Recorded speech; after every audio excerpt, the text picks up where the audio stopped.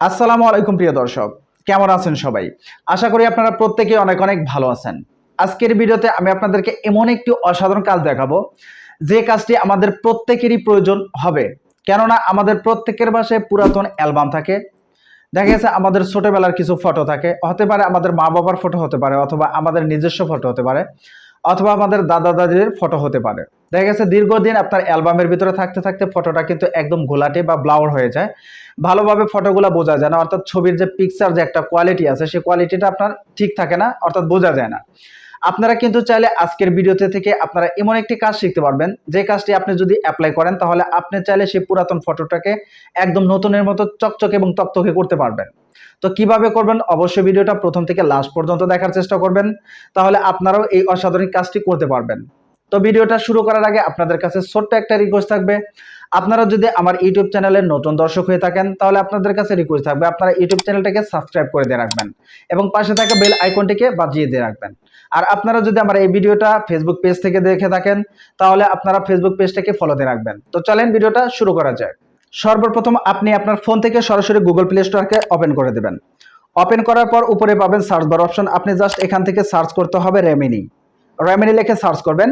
এখানে সার্চ করার পর এরকম একটা অ্যাপ্লিকেশন আপনাদের ক্ষেত্রে চলে আসবে, তো আপনারা এখান থেকে ইনস্টল করে নেবেন। ইনস্টল করার পর ওপেনে ট্যাপ করে দিবেন। ওপেনে ট্যাপ করার পর কিন্তু এই অ্যাপসটি কিন্তু আপনার ওপেন হয়ে যাবে।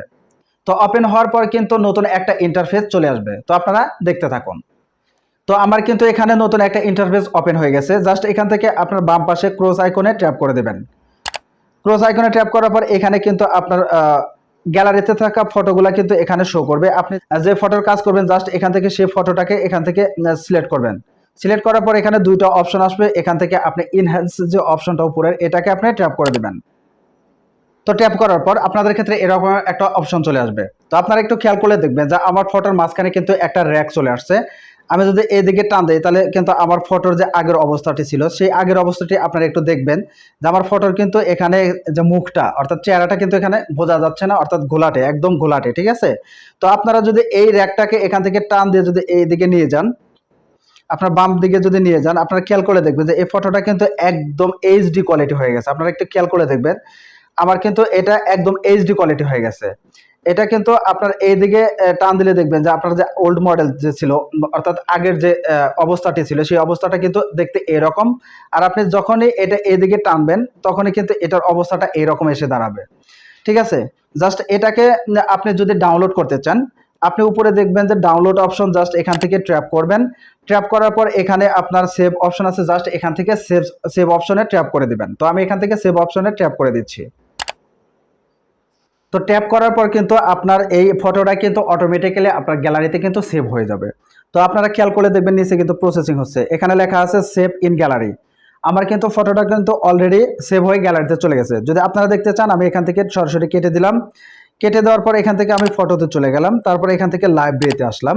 তো লাইব্রেরিতে আসলে আপনারা দেখবেন যে আমি প্রথমে আপনাকে যে ওল্ড যে ফটোটা ছিল অর্থাৎ আগের যে অবস্থাটা ছিল ঠিক এই রকম, আর পরে যে অবস্থাটি হলো অর্থাৎ আপনার এই এডিট করার পর আপনার ফটোটা জাস্ট এইরকম হয়ে গেল।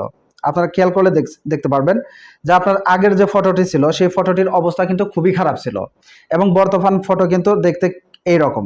তো আপনি চাইলে কিন্তু আপনার বাসার যে পুরাতন ফটোগুলো আছে যেগুলো দেখতে একদম ঘোলাটে বা বোঝা যায় না, আপনি চাইলে সেই ফটোগুলাকে কিন্তু চাইলে এরকম এইচডি ফটোতে রূপান্তর করতে পারবেন। তো বন্ধুরা, আজকের ভিডিওতে থেকে যদি আপনারা নতুন কিছু শিখে থাকেন তাহলে অবশ্যই আমাকে সাপোর্ট